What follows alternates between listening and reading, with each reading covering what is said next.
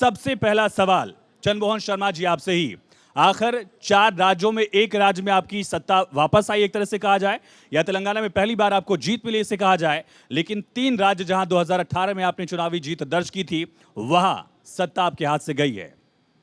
देखिए, सत्ता का जाना और सत्ता का आना राजनीति के अंदर लगातार होता रहता है। हाँ, ये ठीक है कि हमारी 2 सरकारें हमारे हाथ से जाने का हमें दुख है, और ये दुख इस तरह से भी है कि एक चौंकाने वाला अप्रत्याशित परिणाम सामने आए, वो हमारी उम्मीद से भी परे है, और उसकी संज्ञान के लिए अभी हमारे हाईकमान जो भी जिनकी जिम्मेवारी थी वो अब जब आ जाएंगे वहाँ पर, उसके बाद उसके ऊपर हम नॉकआउट भी करेंगे। और नई सरकार को मेरी तरफ से जो भी कहाँ चूके की चौंकना पड़ा आज? चूक कहाँ हुई चौंक रहे हैं इसलिए? देखिए, चूक तो देश की जनता, सूबे की जनता कौन सी बात किसकी पसंद आ जाए और वो कौन सी बात को अपने घर कर ले, तो ये तो जनता बखूबी जानती है। नेता और जनसेवक का काम होता है अपनी बात को रखना। कांग्रेस ने उन सब मुद्दों को उठाया, उन सब मुद्दों को अपने स्टेट में रखा बड़ा करके जो वहाँ की जरूरत थी। अब कौन सा मुद्दा लोगों के दिमाग में बैठ गया, क्लिक कर गया, इसी पे मंथन करना जरूरी है। यही देखना जरूरी है कि जहाँ हमारी पोजीशन बहुत अच्छी थी तो वहाँ हम नीचे आए क्यों, ये मंथन की जरूरत है, इसमें हम विचार विचार करेंगे। चंद्रमोहन जी, आप एक बात बताएं, आपकी पार्टी ने हिमाचल में चुनाव जीता तो कहा कि अशोक गहलोत की ओपीएस स्कीम पे जीत लिया, यानी सरकारी कर्मचारी की वजह से।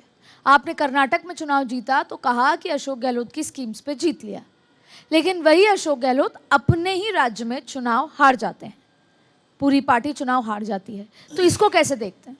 देखिए, ठीक इसका जवाब तो पॉलिटिकल ये कहता है कि अगर राष्ट्रीय अध्यक्ष भाजपा का हिमाचल का हो और 3 से 4 मंत्री हो वहाँ के, उसके बाद हिमाचल हार जाए, तो ये विषय नहीं है कि कौन से स्टेट में कौन क्या है।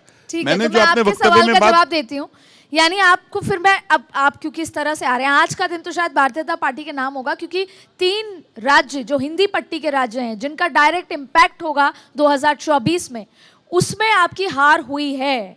तब हुई है जब छत्तीसगढ़ के महाधिवेशन में आपने सिर्फ अशोक गहलोत की योजनाओं का जिक्र किया। तो आपसे सवाल सीधा, 2014 का आपने मंथन की बात की कि अब हमारे राष्ट्रीय नेतृत्व आएंगे मंथन करेंगे, क्या 2014 में किस वजह से हार हुई मंथन हुआ? 2019 में किस वजह से हार हुई मंथन हुआ? और उसके बाद बाकी जितने राज्य आप हारे मंथन हुआ? क्या अब मंथन होगा? क्या 2024 से पहले मंथन होगा? देखिए दीदी जी, ये वही कांग्रेस है जिसको 2014 में कुछ पत्रकार और कुछ भाजपा के नेता कांग्रेस मुक्त भारत कहते थे। आज वही कांग्रेस और उसी कांग्रेस ने जिस तरह की लड़ाई लड़ी स्टेट के अंदर, उसके अंदर इस बात को भी आपको लेना पड़ेगा कि भाजपा को अपने मंत्री, अपने सांसद, विधायकों को हटाकर या अपने लोकल नेता को हटाकर लड़वाने पड़े। उसका कारण क्या था कि इतनी आसान जीत भाजपा को मिल जाए वो भी समझते नहीं थे। देखिए, चुनाव एक रण है, कैसे चुनाव भी रण है, जीतना बिल्कुल मैं कह रहा हूँ चुनाव रण है। आप उतारते अपने, आपके पास सांसद ही नहीं है, नहीं, आप उतार देते। आप मेरी बात को राज्यसभा दूसरी तरफ लेके जा रहे हैं। बात लड़ाने या उतारने की नहीं है, बात इस विषय की है 2014 से 19 और 24 के मायने में आते हुए पॉलिटिक्स में नैरेटिव चेंज क्या हुआ। बहरहाल आपके सवाल का जवाब मैं खेमचंद शर्मा जी से लूंगी, क्योंकि बात उस चीज की है कि जनता ने आपकी गारंटी को स्वीकार नहीं किया। लेकिन खेमचंद जी, क्या जनता ने मोदी की गारंटी को तेलंगाना में स्वीकार नहीं किया? किया है। तेलंगाना में हम 1 सीट पे थे, आज हम 10 सीट के आसपास वहाँ पे ला रहे हैं। हमारी वोट परसेंटेज बढ़ी है। जब एक एमएलए के साथ हम 4 लोकसभा जीत सकते हैं तो मैं दावा किया समझता था कि आप चुनाव जीत रहे हैं। नहीं, ये जीतना ही कभी नहीं कहा कि हम वहाँ पे स्पष्ट गवर्नमेंट बना रहे हैं। हमारा ऑर्गेनाइजेशन अभी वहाँ पे प्रोग्रेसिव इंक्रीमेंटेड आगे बढ़ रहा है, गांव-गांव में जा रहा है। अभी हमें और काम करने की जरूरत है। हमने बहुत अच्छा प्रोग्रेस किया है। जब एक विधायक से 4 एमपी ला सकते हैं तो 10 विधायक से तो मेरे को लगता है कि हम सारे के सारे एमपी जीतेंगे। और ये मैं बड़ी पॉजिटिवली इसलिए कह रहा हूँ क्योंकि उस तरीके से हमें लोगों का प्यार मिला है, समर्थन मिला है, रैली में लोगों की भीड़ आई है। खेमचंद जी, कामारेड्डी एक सीट है, वहां पर 2 बड़े खाटी नेता लड़ रहे थे। एक तरफ रेवंत रेड्डी थे कांग्रेस की तरफ से, वो भी हारे, और केसीआर भी उसी सीट से थे, वो भी हार गए। आपके प्रत्याशी वहां से जीते। एक बहुत बड़ा उलटफेर वहां देखा जा रहा है। लेकिन सवाल यह है कि ये जो चुनाव है पूरा इसे फ्रीबीज का चुनाव भी देखा जा रहा था कि आखिर किसकी गारंटी पर, या उसे अपने शब्दों के हिसाब से फ्रीबीज भी आप कह सकते हैं, किसके फ्रीबीज पर जनता समर्थन देती है।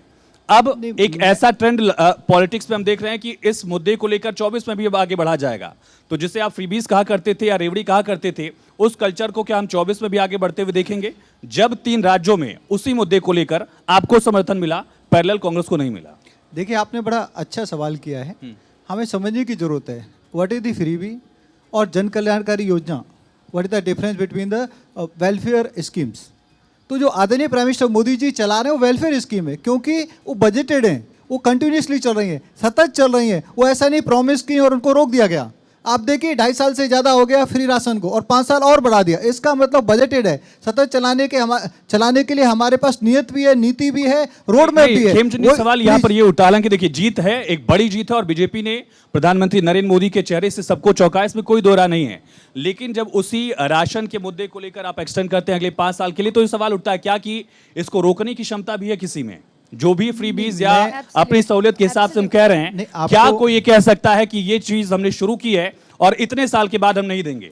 मैं आपसे अनुरोध करूंगा 1 मिनट का समय दें। श्योर। देखिए, फ्री बीच वर्सेस जन कल्याण चलिए खेमचंद जी, माफी एक रोक रहे हैं आपको। इस वक्त की बड़ी खबर यह है कि मुख्यमंत्री अशोक गहलोत राजभवन के लिए रवाना होंगे और जाहिर तौर पर अब कुछ ही वक्त में अशोक गहलोत इस्तीफा सौंप सकते हैं। राजभवन राज्यपाल को पहुंचकर इस्तीफा सौंपेंगे अशोक गहलोत। ये बड़ी और अहम खबर, मुख्यमंत्री अशोक गहलोत राजभवन के लिए रवाना हो गए हैं और हो सकता था कि आंकड़े कुछ और होते या रीति तो भी राजभवन पहुंचना ही पड़ता, लेकिन आज इस वक्त राजभवन पहुंचने के कारण अशोक गहलोत के अलग हैं, इस्तीफा सौंपने के लिए जा रहे हैं।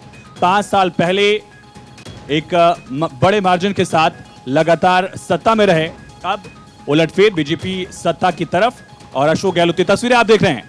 सबसे पहले भारत 24 पर ये तस्वीरें, मुख्यमंत्री अशोक गहलोत इस्तीफा सौंपने के लिए राजभवन पहुंच रहे हैं और ये सबसे पहले तस्वीरें अशोक गहलोत। हालांकि चुनाव वो अपना जरूर जीते, लेकिन अपने प्रत्याशियों को, अपने विधायकों को, अपने मंत्रियों को ज्यादातर सीटों पर वो जीत नहीं दिला पाए और उसका उलटफेर, उसका नुकसान ये हुआ कि अब कांग्रेस वहां 70 सीटों पर राजस्थान में सिमटती दिख एक रही बात है। मैं जरूर कहना चाहूंगी, तो पड़ोसी हैं उनके राजभवन बिल्कुल पड़ोस में है और वो अक्सर मिलने जाया करते थे। लेकिन आप यहाँ पर जो तस्वीरें हैं, मैं इतना जानती हूँ, मैं लंबे समय से राजस्थान को कवर कर रही हूँ और अशोक गहलोत ने इस बार के चुनाव में अपने 50 साल का एक्सपीरियंस इन्वेस्ट किया था, चाहे वो योजनाओं में, काम में, तरीकों में। और ये जो आप राजभवन जाने की बात कर रहे हैं ना, कल शाम को ये तय हुआ था कि 2 बजते बजते अगर हमारे आंकड़े स्थिति में हुए, क्योंकि उन्होंने, अशोक गहलोत मास्टर हैं स्ट्रैटेजी के, उन्होंने सारी तैयारी कर ली थी, सीपीएम से बात, निर्दलियों से बात, तो प्रत्याशियों से वीडियो कॉन्फ्रेंसिंग भी किया, उस समय क्या फीडबैक था कांग्रेस का? कि पोस्टल बैलेट रिजेक्ट ना हो, तमाम चीजें,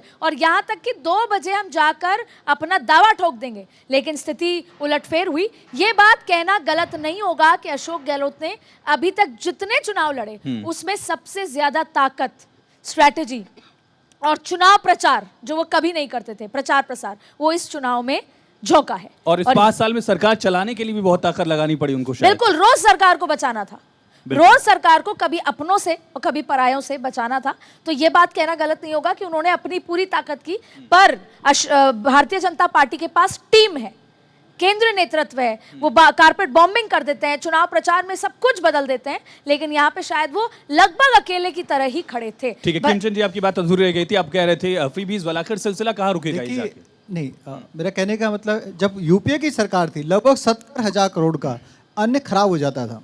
सुप्रीम कोर्ट ने भी बोला था कि आप इसको बांट क्यों नहीं देते, हमारे पास कोई मैकेनिज्म नहीं है। तो हमारी नियत और नीति ऐसी है कि सुप्रीम कोर्ट के बोलने में और आपके बांटने में बहुत फर्क है, फासला है वक्त का, वो आप समझते हैं। वो कोविड की मजबूरी थी बांटने की शुरुआत जब हुई। नहीं, मैं अपने समय की बात नहीं कर रहा हूँ, मैं यूपीए के समय की बात कर रहा हूँ। मैंने वही कहा कि आप सत्ता में के बाद आए और 2014 से 2020 में योजना शुरू हुई, मैं ये कह रहा हूँ। ठीक है, लेकिन जब जरूरत थी, जब जरूरत एग्जैक्टली हमने सतत चलाया, उस समय खराब हो जाता था, हमने यूटिलाइजेशन किया। हम पाई का उपयोग लोगों की भलाई के लिए करना चाहते हैं। तो जो बजटेड हो सकती है, जो सतत चल सकती है, जिसको मेंटेन कर सकते हो, जिसके लिए आपको हाथ नहीं जोड़ने, जिसके लिए आपको कर्ज नहीं लेना, उसको आप जन कल्याणकारी योजना में डाल सकते हैं।